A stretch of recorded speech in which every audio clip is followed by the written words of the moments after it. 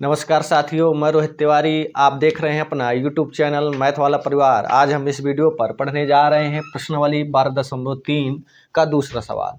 इस प्रश्नावली का हमारा पहला सवाल हो चुका है। मुझे उम्मीद है आप लोगों ने देखा होगा। अगर नहीं देखा है तो चैनल के प्लेलिस्ट में जाकर एक क्रम से वीडियो को देखिए। चलिए आज प्रारंभ करने वाले हैं हम 12.3 का दूसरा सवाल। आपकी स्क्रीन पर दिखाई देगा, आप देखते जाएं। कह रहा है कि आकृति 12.20 में छायांकित भाग का क्षेत्रफल ज्ञात कीजिए यदि केंद्र O वाले दोनों समकेंद्रीय वृत्तों की त्रिज्याएं क्रमशः 7 सेंटीमीटर और 14 सेंटीमीटर हैं और तथा कोण AOC आपका कितना है, 40 है। अब देखिए आपको उसमें एक आकृति बनी है, यानी चित्र बनाया गया है और चित्र में कह रहा है कि दो वृत्त हैं और समकेंद्रीय वृत्त का मतलब होता है कि दोनों वृत्तों का ऐसे दो वृत्त जिनके केंद्र का हो एक ही हो।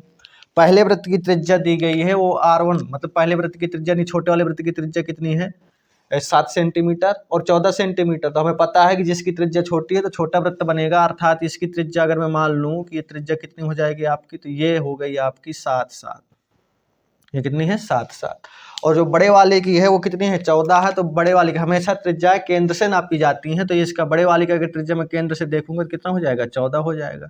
कितना हो जाएगा, 14 सेंटीमीटर। अर्थात मैं अंदर वाले की त्रिज्या मान लूंगा कि माना अंदर वाले वृत्त की त्रिज्या R1 बराबर कितना है, आपको दिए है 7 सेंटीमीटर। कितना दिए है, 7 सेंटीमीटर।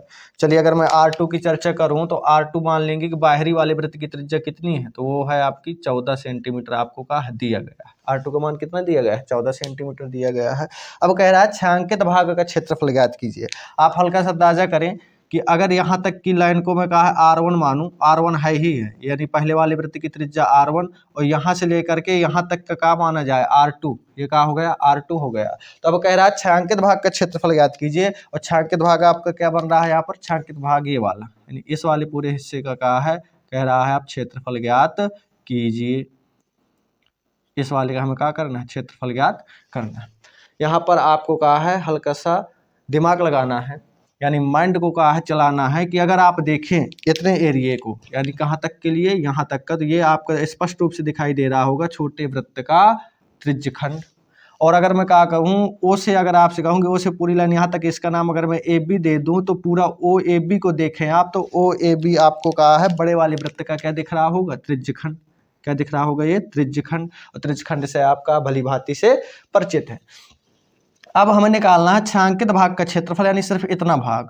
तो अगर आप कहा है यहाँ पर देखें तो आपको स्पष्ट रूप से दिखाई दे रहा होगा कि यदि मैं बड़े वाले त्रिज्यखंड में, यानी बाहर वाले वृत्त के त्रिज्यखंड में छोटे वाले त्रिज्यखंड को जो ये कहा है इस तरह बना है, इसको कहा है हटा दूं, तो छायांकित भाग आपका बचेगा कि नहीं बचेगा, बचेगा। यानी छायांकित भाग बच रहा है। आप यहाँ से स्पष्ट रूप से देख पा रहे हैं कि बड़े वाले त्रिज्यखंड में, किसमें, बड़े वाले त्रिज्यखंड में यदि छोटे वाले त्रिज्यखंड को क्या कर दिया जाए, त्रिज्यखंड का क्षेत्रफल घटा दिया जाए तो छायांकित भाग का बच जाएगा। आप लिखेंगे इसलिए छायांकित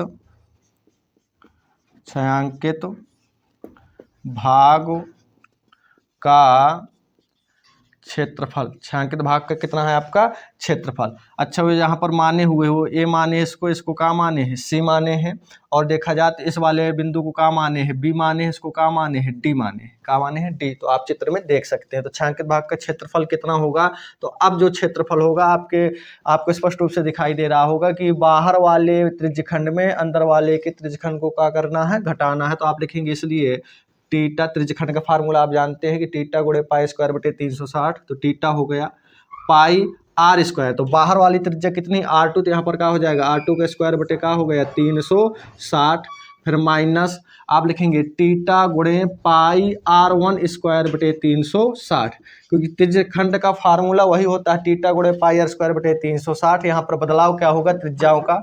अगर मैं कहा बाहरी वाला त्रिज्यखंड यानी बड़ा वाला त्रिज्यखंड निकाल रहा हूँ तो उसका मान हो जाएगा टीटा गुणे पाई R स्क्वायर बटे 360, यानी R2 लूंगा, वहां पर क्या लूंगा मैं, R1। बात रही टीटा कितना दिया, तो उसने कहा है कि ओ बी मतलब BOD या DOB कितना है, टीटा का मान उसने लक्ष्य दिया, टीटा का मान कितना है यहाँ पर, 40 है। टीटा आपका कितना है, 40 है। परेशान नहीं होना, सवाल पे दिया है।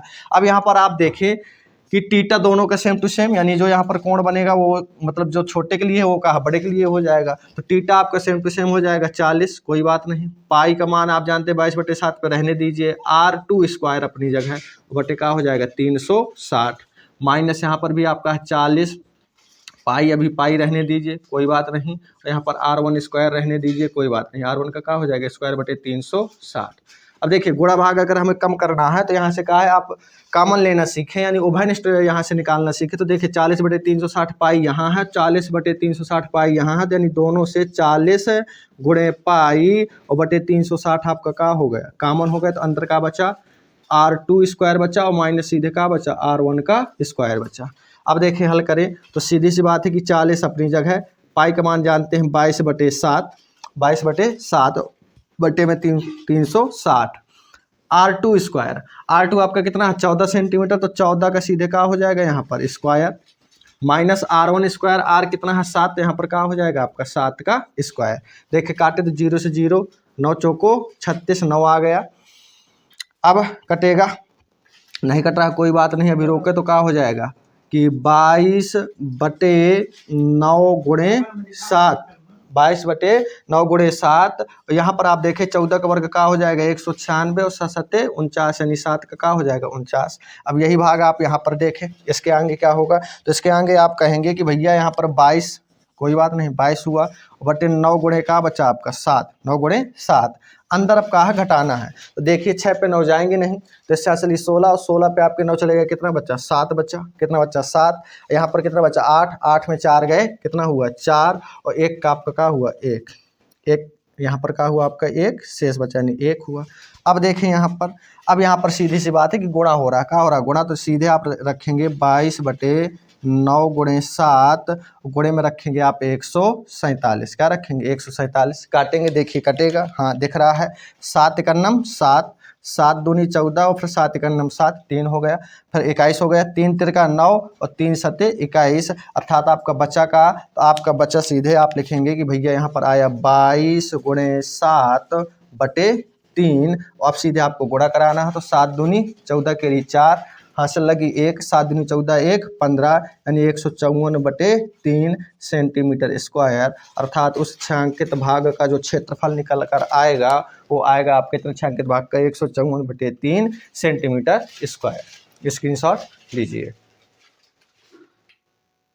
चलिए प्रारंभ करते हैं। अब इसी प्रश्नावली का तीसरा सवाल स्क्रीन पर आप देखते जाएं, दिखाई देगा।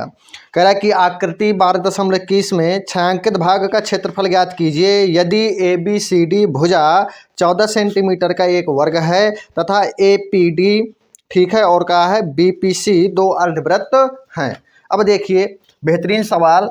अब यहाँ पर जितने भी सवाल आपके सामने आ रहे हैं उसमें हल्का न हल्का कहा है आपको कन्फ्यूजन करने के लिए, कहा कुछ ना कुछ ऐसी चीज़ें देगा जिसमें हल्का सा आपको दिमाग लगाना पड़ेगा, फिर कहीं ना कहीं से मान निकल जरूर रहा होगा, परेशान नहीं होना है, पर निकालने की क्या करनी है, कोशिश करनी है। अब कह रहा है कि ABCD एक वर्गाकार यानी वर्ग है, ABCD एक वर्ग है जिसकी प्रत्येक भुजा कितनी है 14 सेंटीमीटर है। चाहे मैं इस भुजा की बात करूं, चाहे इसकी चाहे इसकी चाहे इसकी, यानी सबका मान कितना है मुझे 14 सेंटीमीटर आपको कहा दिया गया है। आप यहाँ पर लिख सकते हैं, चूंकि AD या मैं AD बराबर लिख दे रहा हूँ, AD बराबर कितना है 14 सेंटीमीटर, क्योंकि वर्ग है, वर्ग की प्रत्येक भुजा क्या होती है बराबर होती है। अब इस पर कहा है 2 अर्धवृत्त बना रहा है। 2 अर्धवृत्त मतलब कहा है एक बिंदु लिए है, मान चलिए बिंदु P है, इस बिंदु का नाम P है, उसने लिया है, तो P अगर हमने ले लिया तो यहाँ से 2 वृत्त अर्धवृत्त बना रहा है। देखिए कैसे, एक ऐसे, एक ये अर्धवृत्त है, चित्र आपको उसमें वैसे बना है, आप देख सकते हैं वहां पर भी, और एक आपका कहा है ये अर्धवृत्त बना, और दोनों समान आकृति के। कैसे हैं दोनों समान आकृति के, आपको कैसे अर्धवृत्त ही इनको मानना, क्या मानना अर्धवृत्त, समझने की कोशिश करनी है कि कैसे हैं अर्धवृत्त हैं। ये देखिए ये आपके क्या हो गए अर्धवृत्त हो गए। अब कह रहा है छायांकित भाग का क्षेत्रफल ज्ञात कीजिए। छायांकित भाग कहाँ है आपका, तो ये है छायांकित भाग, ये पूरा एरिया आपका क्या है छायांकित भाग है, वो का इस तरह इसको कहा छायांकित किए, ये वाला और ये वाला। कह रहा है इस छायांकित भाग का क्षेत्रफल ज्ञात कीजिए। अब एक बात बताएं, अगर पूरा ये वर्ग है, वर्ग में मुझे सिर्फ छायांकित भाग चाहिए, तो सीधा स्पष्ट रूप से दिखाई दे रहा है कि इस वाले अर्धवृत्त का क्षेत्रफल घटाना है और इस वाले अगर अर्धवृत्त का क्षेत्रफल, यानी दोनों अर्धवृत्त है कि नहीं है, है। अगर मैं दोनों अर्धवृत्तों को कहा है कट करके हटा दूं यहाँ से, यानी कैंची उठाऊं, कैंची सीधे काट दूं ऐसे और ऐसे, तो आप देखेंगे सिर्फ आपके सामने इतना शेष बचेगा, यानी ये वाली आकृति आपके सामने का शेष बचेगी। अर्थात आपके दिमाग में बात आ गई कि भैया हमें यहाँ पर क्या करना है, ABCD का क्षेत्रफल निकाल लूं, यानी वर्ग का क्षेत्रफल निकाल लूं। वर्ग के क्षेत्रफल में यदि दोनों अर्धवृत्तों के क्षेत्रफलों को क्या कर दूं, घटा दूं, तो यहाँ पर कहा है आपका छायांकित भाग का क्षेत्रफल बच जाएगा, यानी यहाँ आपका का छायांकित भाग बचने वाला है। पर आप सोचेंगे कि क्षेत्रफल अगर मुझे अर्धवृत्त का निकालना तो यहाँ चाहिए त्रिज्या, क्या चाहिए, त्रिज्या, और त्रिज्या कहीं दी नहीं है। तो अगर त्रिज्या दी नहीं है तो त्रिज्या निकालने का रास्ता जरूर दिया गया है। देखें, यदि ये अर्धवृत्त है तो अर्धवृत्त का अगर यहाँ पर माना जाए तो ये क्या हो जाएगा, व्यास AD का है, इस वृत्त के लिए व्यास का कार्य करेगी कि नहीं करेगी, करेगी। और AD का मान कितना है, 14 सेंटीमीटर। तो इस वृत्त का व्यास कितना हो गया, अर्धवृत्त का व्यास कितना हो गया, 14 सेंटीमीटर हो गया कि नहीं हो गया। अब यहाँ से हमें चाहिए त्रिज्या, तो इसलिए जो त्रिज्या होगी वृत्त की, अर्धवृत्त की, ये त्रिज्या कितनी हो जाएगी, 14/2, क्योंकि आप जानते हैं व्यास का आधा क्या होता है, त्रिज्या, व्यास का आधी क्या होती है, त्रिज्या, और त्रिज्या कितनी हो जाएगी, 7 सेंटीमीटर। अब देखिए व्यास क्यों बना, क्योंकि जो अर्धवृत्त बन रहा है, अर्धवृत्त AD के भुजा पर ही तो बन रहा है, और जितनी AD है उतनी BC होगी, क्योंकि ये क्या एक वर्ग है, तो यानी जो BC वाला अर्धवृत्त है इसकी भी त्रिज्या कितनी होने वाली है, 7 सेंटीमीटर होने वाली है। यानी दोनों अर्धवृत्तों की त्रिज्याएं कितनी है, बराबर हैं। तो आप देखेंगे, इसलिए लिखेंगे आप यहाँ पर, इसलिए छायांकित भाग का क्षेत्रफल। तो आप स्पष्ट रूप से देख रहे हैं कि छायांकित भाग का क्षेत्रफल निकालना, तो आप सीधे लिखेंगे कि ABCD वर्ग का क्षेत्रफल, ABCD वर्ग का क्षेत्रफल, और फिर आप माइनस का करेंगे, आप माइनस करेंगे अर्धवृत्त ये और अर्धवृत्त ये। तो एक बात बताएं, अगर ये अर्धवृत्त की त्रिज्या बराबर है, ये अर्धवृत्त की त्रिज्या बराबर है, तो दोनों अर्धवृत्त मिलकर के एक वृत्त न बना देंगे। तो सीधे ना लिख दूं कि दोनों अर्धवृत्तों से बने वृत्त का क्षेत्रफल, तो आप लिखेंगे यहाँ पर, सीधे लिख सकते हैं वृत्त का क्षेत्रफल। क्या लिख देंगे आप, वृत्त का क्षेत्रफल। एक वृत्त कैसे बना, तो एक अर्धवृत्त ये हुआ, एक अर्धवृत्त ये हुआ, दोनों वृत्तों की त्रिज्याएं बराबर है, इसलिए का एक वृत्त का निर्माण करेंगे। इसलिए ABCD वर्ग का क्षेत्रफल माइनस का हो जाएगा, वृत्त का क्षेत्रफल।